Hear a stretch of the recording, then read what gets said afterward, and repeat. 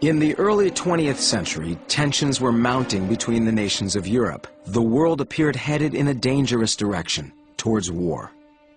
And in times of great anxiety, spiritual communities often search for deliverance. In 1908, a rumor began to spread among Theosophists.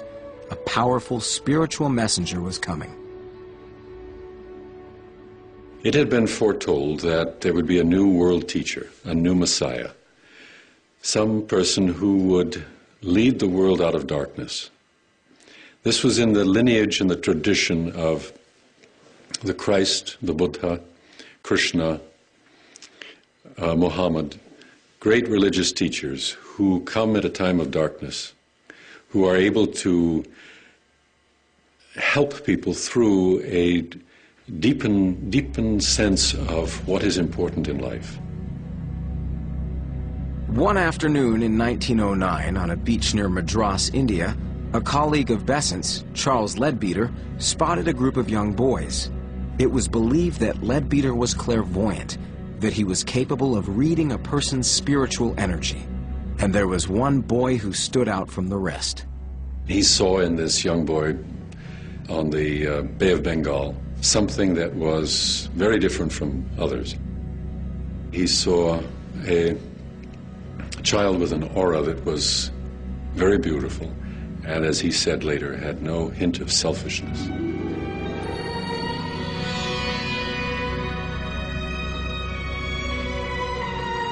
Although he was malnourished and weakened from malaria, Theosophists jubilantly anointed this unlikely 14-year-old the next Messiah. His name was Jiddu Krishnamurti.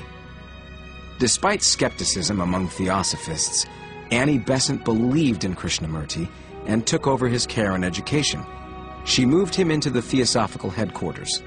And in an effort to retain control over the boy, Besant went a step further. She legally adopted Krishnamurti. She trained him in his role as the world teacher.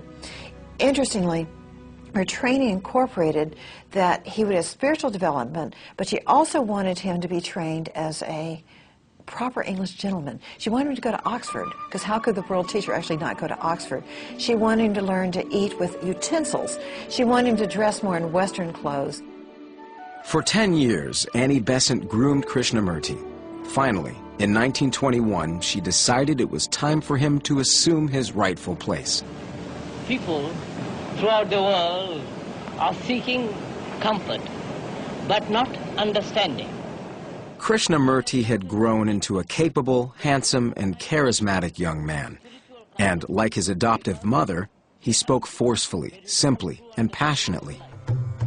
Donations to the Theosophical Society flooded in, and the world press couldn't resist covering this unusual story.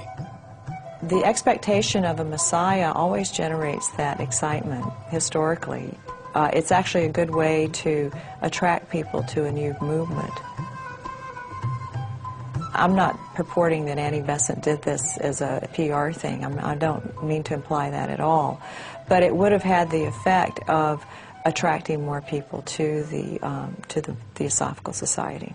In private, Annie Besant looked after Krishnamurti as her adopted son. In public, as his devoted disciple, she was dedicated to him as her spiritual teacher. I, who have known him from his childhood, who have watched his growth, see the manhood raised into divinity, offer myself to him as disciple, rejoicing to know that I can continue to serve in reverent devotion. But as Krishnamurti matured, the bond between them was severely tested. He had grown uncomfortable with his role in the movement and felt he had become merely an icon placed on a pedestal. Just as Annie Besant had, as a young woman, rejected the role expected of her, Krishnamurti now rejected his. Organizations cannot make you free or develop the inner man. No man from outside can make you free. In 1929, to the surprise of everyone, Krishnamurti declared his intention to separate himself from Theosophy and go off on his own.